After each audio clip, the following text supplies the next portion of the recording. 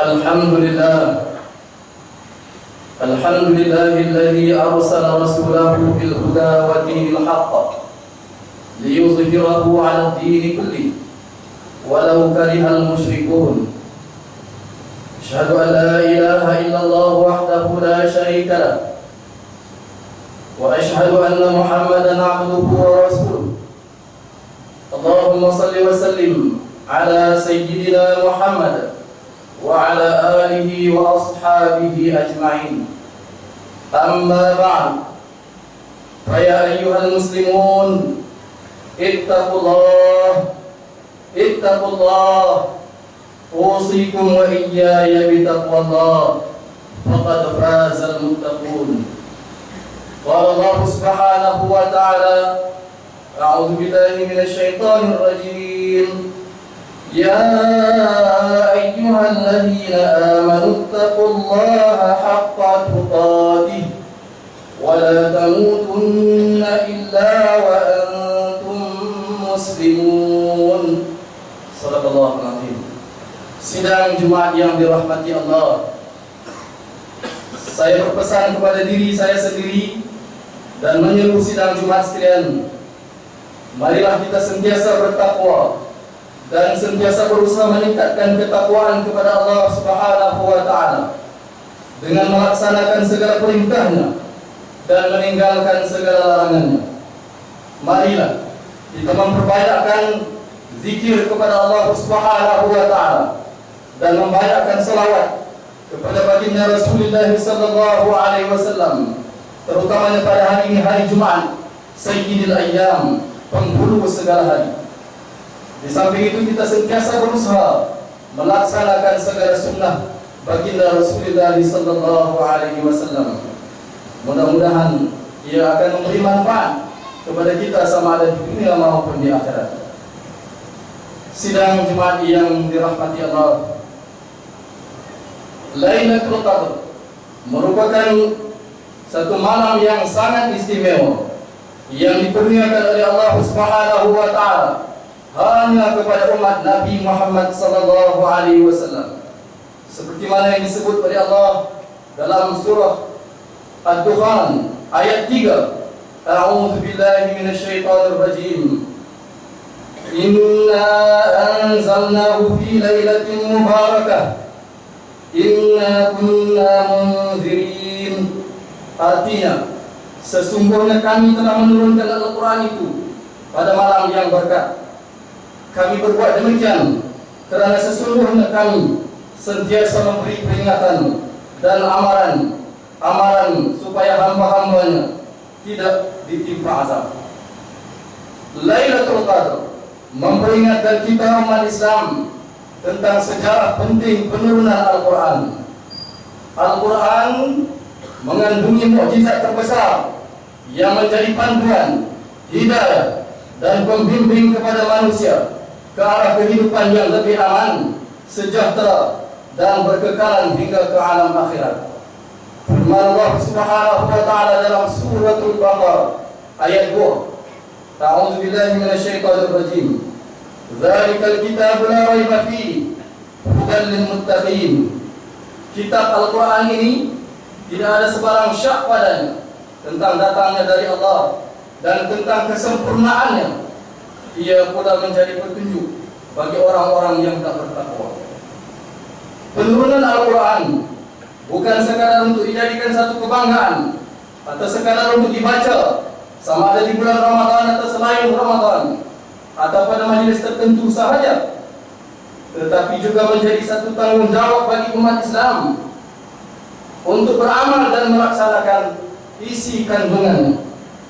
Perintah yang terkandung di dalamnya bukan sahaja berkait dengan ibadah yang khusus yang bersifat pribadi, bahkan juga ia menyentuh seluruh aspek-aspek kehidupan bermasyarakat, termasuklah dalam urusan muamalah, urusan jual beli, urusan pendidikan, urusan jinayah, dan juga urusan pemerintahan.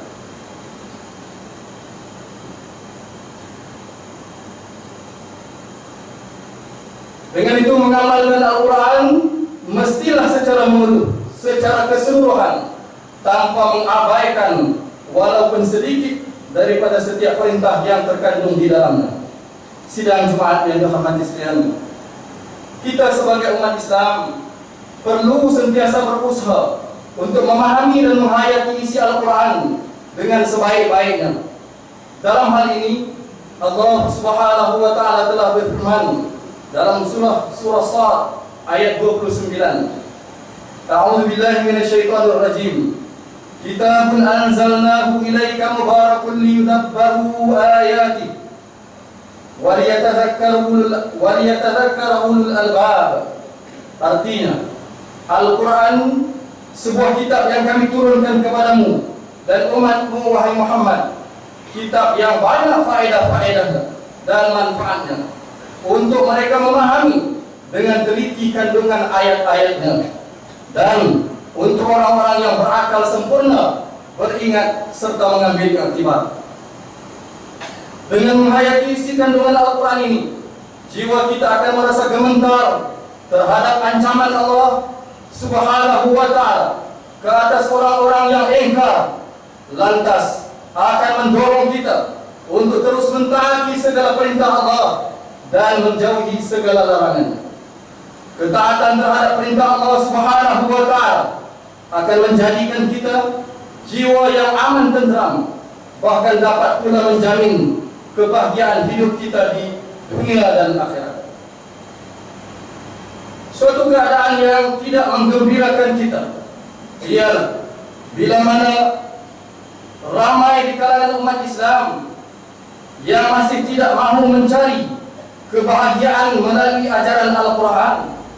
Malahan tidak kurang pula di kalangan umat Islam yang masih tidak tahu membaca Al-Quran, apatah lagi untuk memahami dan mengamalkan isi kandungannya. Untuk memahami kandungan Al-Quran tidak, melainkan hendaklah kita belajar dengan menghadiri majlis-majlis ilmu ataupun mencari guru-guru yang boleh mengajar kita tentang ilmu Al-Quran, sama ada cara membacanya ataupun memahami isi kandungan. Sidang Jumat sekalian, kalaulah pada bulan Ramadan yang dijanjikan dengan ganjaran berlipat ganda, dengan berbagai-bagai ganjaran dan tawaran hebat, kita tidak memulakan dengan membaca isi Al-Quran, maka bilakah lagi kita akan mula membaca Al-Quran? Bagaimana hendak kita memahami isi kandungan Al-Quran jika kita jauh, jika umat Islam memandang sepi terhadap majlis-majlis ilmu, khususnya berkaitan dengan ilmu Al-Quran, tafsir Al-Quran, dan segala ilmu yang berkaitan dengannya? Saya mengajak diri saya, sidang Jumat, dan kaum keluarga kita, marilah kita mengambil semangat madrasah Ramadan ini, supaya selepas Ramadan kita mengamalkan majlis-majlis ilmu, sama ada di masjid ini, sama ada di surau, atau di mana-mana saja yang bertebaran majlis-majlis ilmu, supaya kita dapat memahami Al-Quran dan seterusnya melaksanakan isi kandungan Al-Quran. Keengganan dan kegagalan umat Islam dalam menghayati Al-Quran itulah sebenarnya yang telah menjadi punca berlakunya berbagai krisis yang meruntuhkan akhlak dan akidah umat Islam.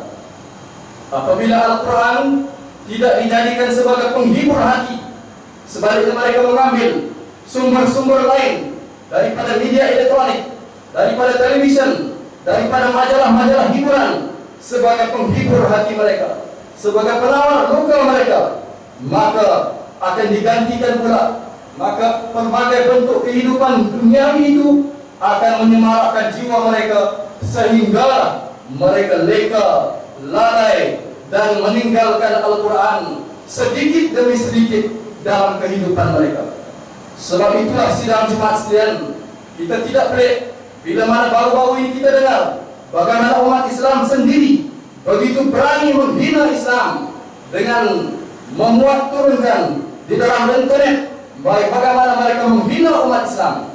Inilah kesan akibatnya apabila Al-Quran tidak dipahami dan tidak diamalkan. Inilah kesannya apabila umat Islam jauh daripada majlis-majlis ilmu, jauh daripada masjid, jauh daripada guru-guru agama yang sentiasa membimbing bukan saja untuk kesejahteraan akhirat, bahkan di dunia ini. Firman Allah Subhanahu wa taala, a'udzu billahi minasyaitonir rajim. Innal ladzina kafaru bidzikri lamma ja'ahum wa innahu lakitabun aziz. Surah Fussilat ayat 41. Artinya, sesungguhnya orang-orang yang kufur, ingkar terhadap Al-Quran, ketika sampainya kepada mereka akan ditimpakan azab siksa yang tidak terperi. Sedang Al-Quran itu demi sesungguhnya sebuah kitab yang suci, lagi tidak dapat ditandingi. Justru sewajarnya kita sebagai umat Islam menghargai anugerah penurunan Al-Quran pada malam Lailatul Qadar dengan mempertahankan dan meletakkannya pada tempat yang tertinggi dalam sistem kehidupan manusia. Al-Quran mesti dijadikan panduan dalam hidup kita, bermula dari diri kita sendiri, keluarga kita, masyarakat kita, daerah kita, negeri kita, dan seterusnya negara kita. Sidang Jumat yang dirahmati Allah, malam Al-Qadar yang telah dipilih oleh Allah Subhanahu wa taala untuk menurunkan Al-Quran itu juga sebenarnya merupakan anugerah yang tiada tolak bandingnya kepada umat Islam akhir zaman. Oleh kerana itu Rasulullah sallallahu alaihi wasallam amat menganjurkan kepada umat Islam, kepada umatnya agar berusaha mencari dan mendapatkan kelebihan Lailatul Qadar ini. Seperti mana yang dijelaskan dalam satu hadis daripada Sayyidatuna Aisyah radhiyallahu anha, bahwa Rasulullah sallallahu alaihi wasallam bersabda, "Taharrau Lailatul Qadri fil 'ashril awakhir min Ramadan." Carilah malam Lailatul Qadar pada 10 yang terakhir dalam bulan Ramadan. Hadis riwayat Imam Bukhari dan Muslim. Fasa terakhir di bulan Ramadan ini sewajarnya kita manfaatkan dengan sebaiknya untuk mendapat Lailatul Qadar, yaitu malam yang lebih baik dari 1000 bulan yang disediakan kepada hamba yang ingin mendekatkan diri kepada Allah Subhanahu wa taala. Selain daripada ibadah puasa yang diwajibkan di siang hari, terdapat banyak lagi amalan yang boleh kita kerjakan. Antaranya, pertama, banyakkan tilawatul Quran, banyakkan membaca Al-Quran, tadabbur, tadarus Al-Quran untuk menghayati isi kandungannya. Kedua, memperbanyakkan amalan sedekah sepanjang bulan Ramadan, lebih-lebih lagi di saat akhir yang hanya tinggal lebih kurang 5 hari lagi. Ketiga, istiqamah dengan amalan qiyamul lail seperti mana yang dianjurkan oleh Rasulullah sallallahu alaihi wasallam, sama ada melakukan secara berjamaah di kebanyakan masjid, termasuk masjid kita, mengadakan qiyamul lail ataupun mengadakan qiyamul lail di surau ataupun sekurang-kurangnya bersama keluarga di rumah masing-masing. Yang keempat, memperbanyakkan amalan sunat yang lain seperti salat rawatib, salat mengiringi sembahyang fardu, salat sunat tarawih, salat sunat witir, dan lain-lain. Yang kelima, menghadiri majlis-majlis ilmu, majlis-majlis tazkirah yang diadakan di masjid atau di surau. Kesemua amalan ini dan amalan-amalan kebaikan yang lainnya, sekiranya dikerjakan dengan kesungguhan dan penuh keikhlasan, insya-Allah ianya akan dapat membantu kita untuk bertemu dengan malam Al-Qadar. Sidang Jumat yang dirahmati Allah, sesungguhnya Lailatul Qadar merupakan satu-satunya nikmat kurniaan Allah Subhanahu wa taala yang amat besar ganjarannya, tetapi tidak dijelaskan waktunya supaya menjadi dorongan kepada kita untuk terus berlomba-lomba melakukan amal ibadah kepada Allah Subhanahu wa taala. Namun agak malang apabila kita mendapati ramai umat Islam hari ini lebih sibuk dengan persiapan menyambut Aidil Fitri berbanding merebut peluang Lailatul Qadar yang datang hanya sekali dalam setahun, hanya sekali semalam dalam setahun. Padahal ganjaran yang ada di dalamnya jauh lebih baik, jika dibandingkan dengan umur kita yang rata-rata tidak sampai pun 1000 bulan. Justru itu anugerah Lailatul Qadar ini wajib disyukuri, diburu, direbut oleh setiap umat Islam, sebagaimana juga anugerah Al-Quran. Tanda kita mensyukuri nikmat kurniaan Lailatul Qadar adalah dengan cara menghidupkan malam-malam terakhir Ramadan dengan amal ibadah sebagaimana yang dianjurkan oleh Rasulullah SAW. Sekurang-kurangnya seperti salat berjamaah, sekurang-kurang maghrib, Aisyah, subuh, salat tarawih dan witir, salat berjamaah fardu, tilawatul Quran, tadarus Al-Quran, qiyamul lail, berzikir, sedekah dan berbagai-bagai lagi amalan yang dianjurkan oleh Islam. Oleh kerana itu, dalam kesibukan kita membuat persiapan hari raya yang hampir tiba, tidak sewajarnya kita meninggalkan terus satu-satunya nikmat Allah Subhanahu wa ta'ala yang amat besar itu. Kita seharusnya bijak membahagikan masa untuk membuat persiapan hari raya dengan masa untuk beribadah kepada Allah Subhanahu wa ta'ala, terutamanya dalam merebut ganjaran Lailatul Qadar pada malam 10 yang akhir ini.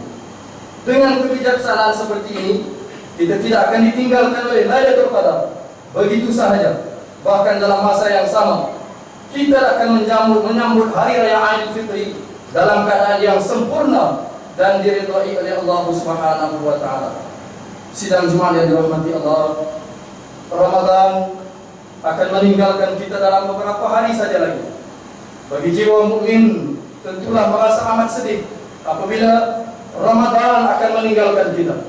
Oleh itu marilah sama-sama kita berdoa supaya Allah Subhanahu wa ta'ala memanjangkan usia kita sehingga ke akhir Ramadan, bahkan memberikan peluang lagi kepada kita untuk bertemu Ramadan yang akan datang, seterusnya bertemu dengan Lailatul Qadar. Bersama-sama kita mengamalkan doa yang diajar oleh Rasulullah SAW kepada Sayyidatuna Aisyah radhiyallahu anha. Ketika baginda bertanya, ketika Sayyidatuna Aisyah bertanya kepada baginda, "Ya Rasulullah, apa pendapatmu jika aku mendapat Lailatul Qadar?" Yang mengetahui akan terjadinya Lailatul Qadar pada malam tertentu itu. Apa yang mesti aku ucapkan? Lalu baginda Rasulullah SAW menjawab, "Allahumma innaka afuwun karim, tuhibbul afwa fa'fu anni. Allahumma innaka afuwun tuhibbul afwa fa'fu anni. Allahumma innaka afuwun tuhibbul afwa fa'fu anni." Riwayat At-Tirmizi. Ya Allah, Engkau Maha Pengampun dan mencintai orang yang meminta keampunan, maka ampunilah aku. A'udzu billahi minasyaitonir rajim. Amman huwa qanitun ana al-laili sajidan wa qa'ima yahdharu al-akhirata wa yarju rahmata rabbih. Qul hal yastawi alladhina ya'lamun wal ladhina la ya'lamun, innama yatadhakkaru ulul albab. Sadaqallahul azim. Surah Az-Zumar. Artinya, engkaukah yang lebih baik atau orang yang taat mengerjakan ibadat pada waktu malam dengan sujud dan berdiri sambil takutkan azab hari akhirat serta mengharapkan rahmat Tuhannya? Katakanlah lagi kepadanya, adakah sama orang yang mengetahui dengan orang yang tidak mengetahui? Sesungguhnya orang-orang yang dapat mengambil pelajaran dan peringatan hanyalah orang-orang yang berakal sempurna. Surah Az-Zumar ayat 9. Barakallahu li wa lakum bil Qur'anil azim wa nafa'ani wa iyyakum bima fihi min al-ayati wadh-dhikril hakim wa taqabbala minni wa minkum tilawatahu innahu huwas samii'ul 'aliim. Aqulu qawli hadha wa astaghfirullahal azim li wa lakum wa li sa'iril muslimin wal muslimat fastaghfiruhu innahu huwal ghafurur rahim. Allahumma shalli ala sayyidina Muhammadin wa alihi wa sallim Allah tabaraka wa ta'ala sayyidina Rasulillah ajma'in.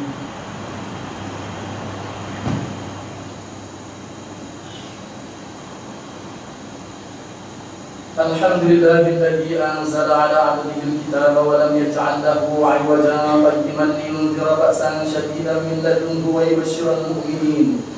ويبشر المؤمنين الذين يعملون الصالحات أن لهم أجرا حسنا. وأشهد أن لا إله إلا الله وحده لا شريك له، وأشهد أن محمدا عبده ورسوله. اللهم صل وسلم على هذا النبي الكريم محمد وعلى آله وصحبه أجمعين. أما بعد فيا إخوان المسلمين، اتقوا الله سبحانه وتعالى حيثما كنتم wa'lamu anna Allah bima ta'maluna basir. Sidang Jumat yang dirahmati Allah, sekali lagi saya menyeru diri saya sendiri dan tuan-tuan para jemaah sekalian, marilah sama-sama kita mempertingkatkan iman dan takwa kita kepada Allah Subhanahu wa taala. Walaupun di mana saja kita berada, sesungguhnya Allah Subhanahu wa taala itu Maha mengetahui dan Maha melihat segala perbuatan dan amalan kita, sama ada zahir maupun batin. Mudah-mudahan kita sentiasa berada dalam rahmat pemeliharaan Allah Subhanahu wa taala. Amin ya rabbal alamin. Sidang Jumat yang dirahmati Allah, tidak berapa lama lagi kita akan menyambut Idul Fitri. Saya berpesan kepada diri saya dan sidang Jumat sekalian, marilah sama-sama kita menyambut hari raya tersebut dengan penuh syukur, dengan mengikut segala garis panduan yang telah ditentu dan diajar oleh Islam. Marilah kita mengelakkan daripada mengadakan sambutan atau acara yang bercampur antara dosa dan maksiat, dan kita jauhkan pergaulan bebas. Jangan dedahkan aurat. Pakailah pakaian baru yang menutup aurat dengan sempurna tanpa menampakkan susuk tubuh. Tinggalkanlah, jauhkanlah hiburan-hiburan yang melalaikan, yang menjauhkan kita daripada mengingati Allah Subhanahu wa taala. Demikian juga elakkanlah daripada melakukan segala bentuk pembaziran atau amalan yang tidak disuruh, bahkan dilarang dalam Islam. Amalan membazir seperti mana yang dilihat hari ini, bagaimana begitu meriahnya disambut dengan membakar mercun. Bukan saja membazir tetapi juga membahayakan. Demikianlah tuan-tuan, amalan yang lain, sidang Jumat yang lain yang tidak asal usul dalam Islam, bahkan bersumber daripada agama lain, seperti memasang pelita minyak tanah dengan tujuan-tujuan tertentu. Sebaliknya, marilah kita isi malam-malam terakhir Ramadan dan malam Idul Fitri dengan sama-sama melakukan amalan yang dianjurkan oleh Islam, dengan membanyakkan amalan seperti mana telah disebutkan tadi, dengan membanyakkan tasbih, membanyakkan tahmid, membanyakkan tahlil, zikrullah, bersyukur atas nikmat kurniaan Allah Subhanahu wa taala. A'udzu billahi minasyaitonir rajim. إن الله وملائكته يصلون على النبي يا أيها الذين آمنوا صلوا عليه وسلموا تسليما اللهم صل على سيدنا محمد وعلى آل سيدنا محمد كما صليت على سيدنا إبراهيم وعلى آل سيدنا إبراهيم وبارك على سيدنا محمد وعلى آل سيدنا محمد كما باركت على سيدنا إبراهيم وعلى آل سيدنا إبراهيم في العالمين إنك حميد مجيد. وارض اللهم عن الخلفاء الراشدين ساداتنا أبي بكر وعمر وعثمان وعلي، وعن بقية الصحابة والقرابة والتابعين ومن تبعهم بإحسان إلى يوم الدين. اللهم اغفر للمؤمنين والمؤمنات والمسلمين والمسلمات الأحياء منهم والأموات إنك سميع قريب مجيب الدعوات وقاضي الحاجات. ربنا اغفر لنا ولإخواننا الذين سبقونا بالإيمان ولا تجعل في قلوبنا غلا للذين آمنوا ربنا إنك رؤوف رحيم. اللهم إنا نسألك أن تؤيد الإسلام والمسلمين، وأن تعلي بفضلك كلمة الحق والدين، وأن تشمل بعنايتك وتوفيقك مولانا الملك المعتصم بالله محب الدين السلطان الحاج عبد الحليم عظم شاه ابن المرحوم السلطان مدليشة. اللهم امنح الرشاد ووفقه للسداد وأصلح به العباد والبلاد، واجعل التقوى له خير زاد. إنك رؤوف رحيم جواد يا لطيفا بالعباد يا أرحم الراحمين.